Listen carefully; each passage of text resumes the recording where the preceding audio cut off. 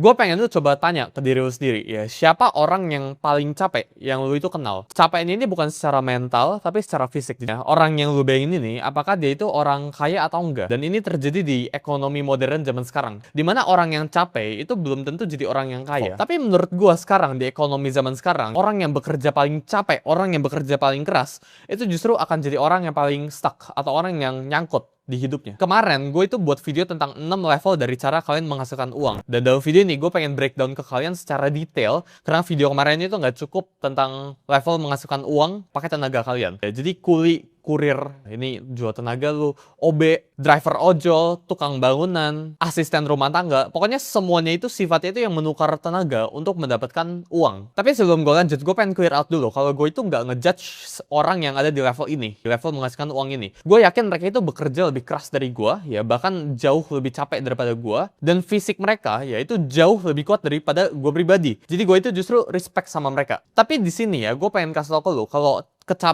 jumlah kecapean lu sama jumlah bekerja keras lu itu nggak ditranslate atau nggak punya korelasi dengan seberapa kaya lu. Karena kalau bekerja keras itu pasti sama dengan jadi orang kaya, maka yang gue bilang tadi, kuli, tukang bangunan, ojol, dan sebagainya, ya itu udah punya duit miliaran, triliunan. Tapi kenyataannya sekarang ya, ojol itu hidupnya itu middle class dan cenderung pas-pasan. Tenaga itu merupakan salah satu aset yang nilainya itu depresiasi atau menurun. Kalau kita cek saham itu bisa naik, jadi dari tahun ke tahun itu bisa naiknya itu eksponensial. Properti itu bisa naik, skill yang lu jual itu bisa naik. Ya, tapi tenaga lu dari tahun ke tahun itu menurun sifatnya.